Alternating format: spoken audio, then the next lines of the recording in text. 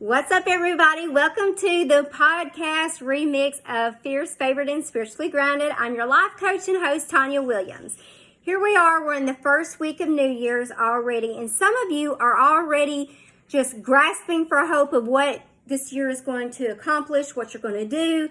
Some of you have already hit roadblocks and had barriers and challenges, and you don't even know how you're going to get through the next year, let alone the next day. So I just wanted to come on here and encourage you that this is going to be a great year, and with all great things come challenges. So today we're going to talk about New Year, new obstacles. Now, I don't want to be a Debbie Downer or anything like that, but I'm just real. And so sometimes, it's not, I say this all the time, it's not our situation, it's our perspective of it. So today we're just going to talk about, how to get through these barriers and things like that when things happen. It's the time of year, and it always affords great opportunity to plan for challenges, and because they're sure to present themselves, we always know, in the upcoming year.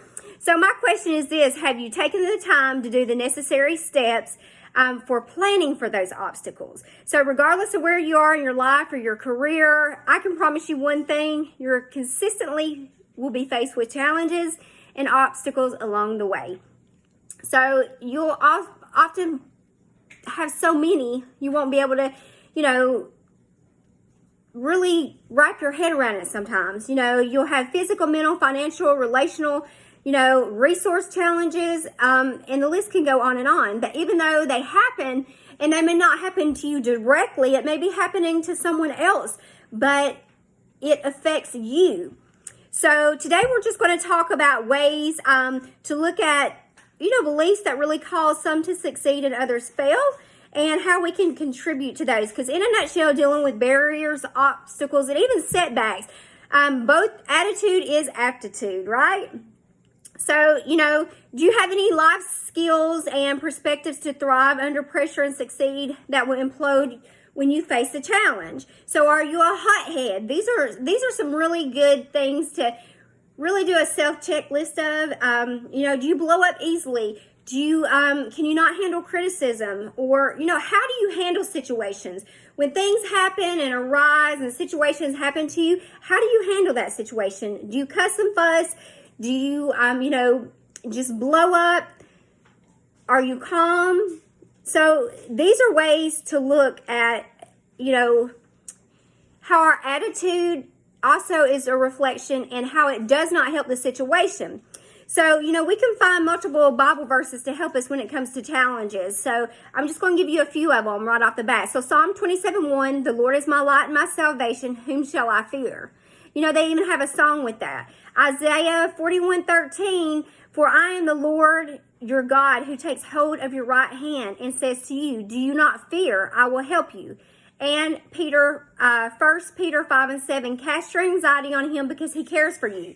I don't know about you, but 2019 was definitely a challenge for me. It was just one thing right after another. To be frank, I'm just glad to see it go, to be honest. So when the new year came in, I was excited for it because, each day we have a new opportunity to do something different, to make up for yesterday.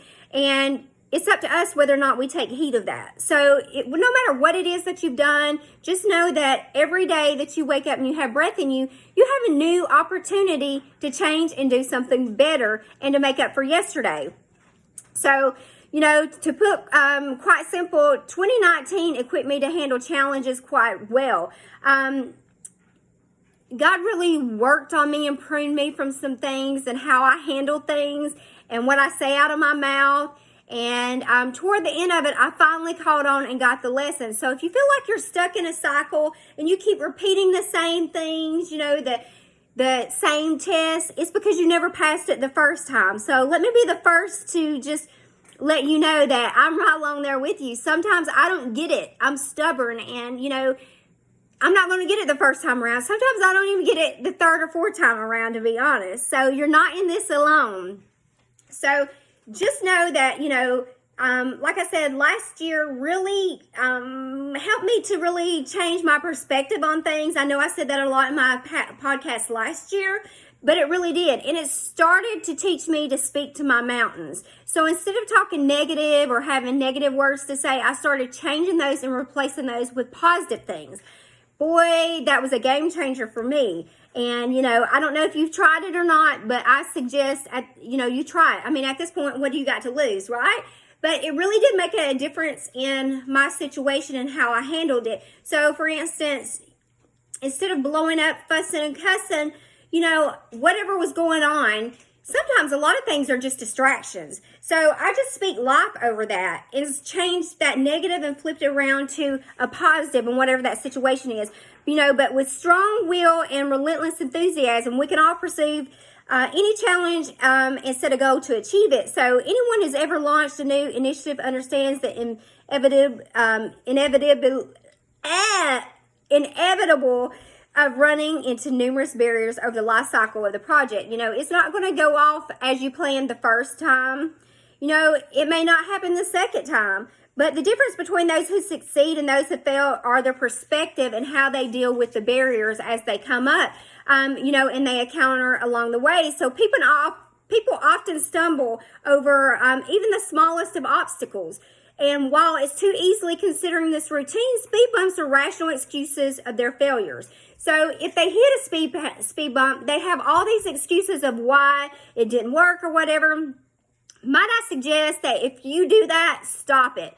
Stop making excuses. Just if it happened, just figure out a way to tweak it and redo it. Setbacks and difficulties are an inevitable part of our life. And the only way that we're going to grow from them is to just take the wrongs that we found or the things that, didn't work the first time and just tweak those and flip those in our favor and try to rework it another way. So I always say, you never fail unless you don't try. So whatever it is, just keep pushing through. I could certainly paint a more complex picture of what it takes to overcome challenges, but the truth of the matter is the only thing required to get beyond barriers is to stop complaining about the challenge and the obstacles, and spend your time solving the problems and creating outcomes based on solutions.